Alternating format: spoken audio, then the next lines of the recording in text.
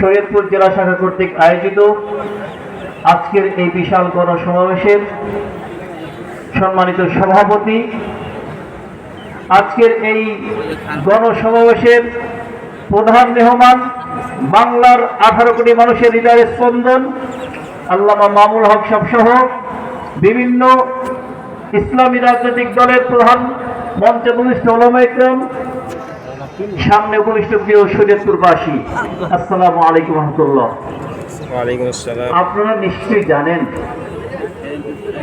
কোন মুরগির খামার যদি তার মুরগিগুলিকে পাহারা দিতে চায়, হেফাজত করতে চায়, আর তাদের পাহারায় যদি রাখে কোনো শৃগালকে, কোনদিন মুরগির হেফাজত হবে? জি না, সম্ভব?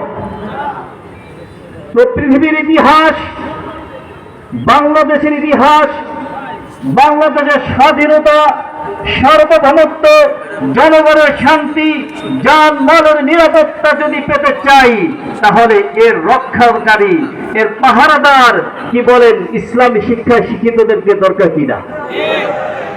আল্লাহ তাআলা যেই ধর্মের মধ্যে সারা পৃথিবীর শান্তি রেখেছেন, যেই কোরআনের মধ্যে, ইসলামের মধ্যে সারা পৃথিবীর সকল ধর্মের শান্তি নিশ্চিত করেছেন, আজকে যদি আমরা সেই ধর্মীয় কোরআনী শিক্ষা, কোরআনের আদর্শ, ইসলামী শাসন ব্যবস্থাকে যদি আমরা গ্রহণ না করি, তাহলে কোনোদিনই এদেশের স্বাধীনতা, সার্বভৌমত্ব, উন্নতি অগ্রগতি সম্ভব কিনা।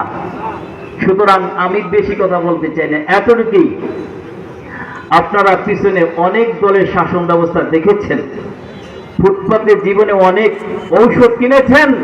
একটিবারের জন্য প্রার্থনা করতে চাই, ইসলামী শাসন ব্যবস্থার জন্য, একটিবারের জন্য উলামায়ে কেরাম, ইসলামী শাসন, ইসলামী লোক যারা আছেন, ইসলামী স্কলার যারা আছেন, হযরত উলামায়ে কেরাম যারা আছেন, তাদের হাতে একটিবারের জন্য ইসলামী ব্যবস্থাকে দিয়ে দেখেন। এবারে রাজি আছেন ইনশাআল্লাহ? ইনশাআল্লাহ। আমি আর কথা না বাড়িয়ে বারবার আর ভুল করবো ইনশাআল্লাহ। কেমন? আমরা এক্ষেত্রে কোন এমন দলকে বলতে চাই না তারা ইসলামিক, যিনি হন, আসুন ইসলামের মতে ক্ষমতা চালাই, ইসলামের মতে আমরা শাসন ব্যবস্থা চালাই, তাইলে ইনশাআল্লাহ আমার জান, আমার মাল নিরাপত্তা বোধ করব, বাংলাদেশ এগিয়ে যাবে। আমি ছোট্ট একটা উদাহরণ দিয়ে যাই, ছোট্ট একটা, আমাদের দক্ষিণ এশিয়া, আফগানিস্তান, আর পৃথিবীর মানুষ, আমেরিকা, রাশিয়া, জাতিসংঘ ভেবেছিল হুজুররা দেশ চালাইতে পারে কিনা। আজকের পৃথিবীতে বা আফগানিস্তান একটা দৃষ্টান্ত, যে কি সুন্দর ভাবে একটা অনুন্নত রাষ্ট্র থেকে অল্প দিনের মধ্যে তারা কত উন্নতির দিকে এগিয়ে গেছে। সুতরাং আমি আবেদন আবারও করব, একটিবারের জন্য হযরত উলামায়ে কেরামের নেতৃত্বে এদেশের শাসন ব্যবস্থা দিয়ে দেখেন আসলেই তারা যোগ্য কিনা।